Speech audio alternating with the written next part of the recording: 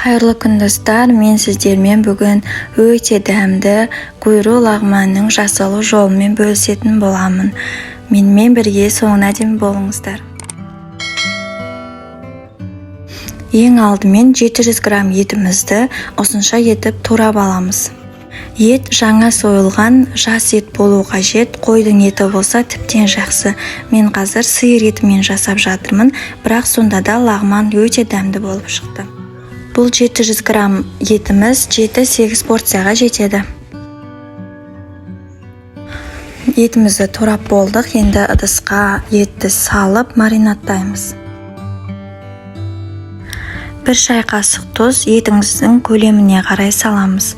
Және 2 ас қасық кукуруз крахмалы. Кукуруз крахмалы болмаса картоп крахмалын салсаңыздар болады. Және 2 ас қасық соевый соусты саламыз. Және 3 ас қасық мұздай су саламыз.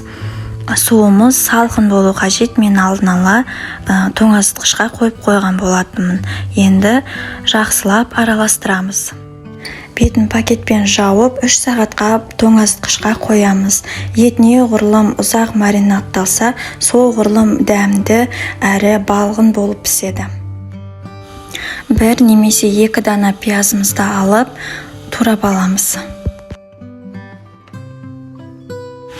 Сәбізімізді домалақтап тураймыз және ортасынан 2-ге бөлеміз.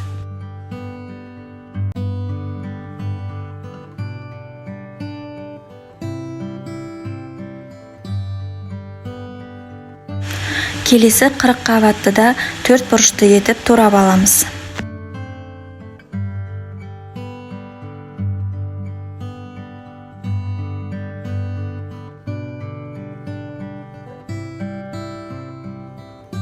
Қызыл және көк болгар бұрышын 4 бұрыштап турап аламыз.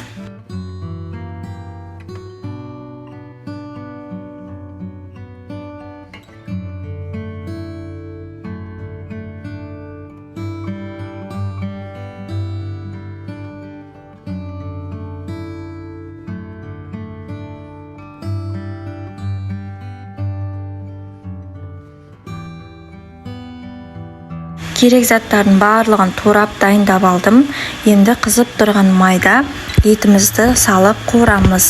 Ет 3 сағаттан аса тоңазытқышта тұрды. Ет осылай қызарып қуырылу қажет. Енді пиязды салып қызартып қуырамыз.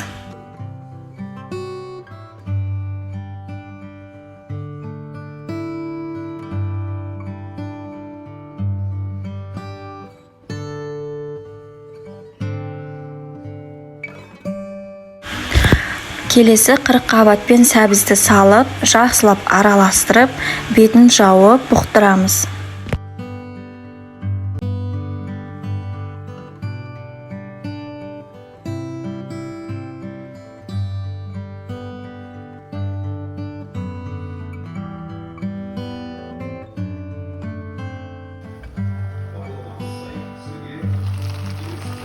Сәбізбен 40 қабат бұқтырылды. Енді 1 ас қасық паприка және 2 ас қасық соевый соусты салып араластырамыз.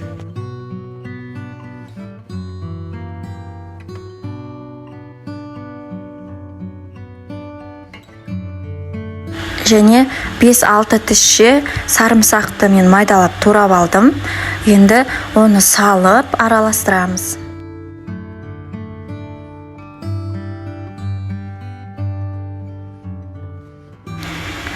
Келесі қызыл және көк болгар бұрышын салып араластырамыз.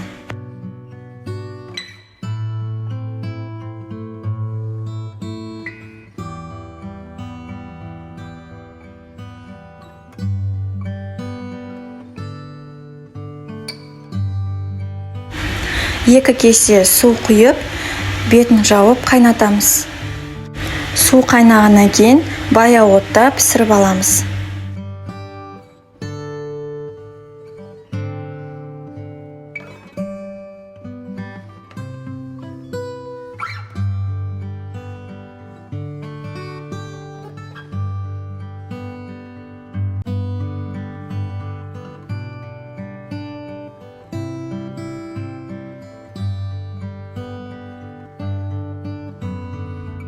Міне біздің гойро лагманымыз дайын болды.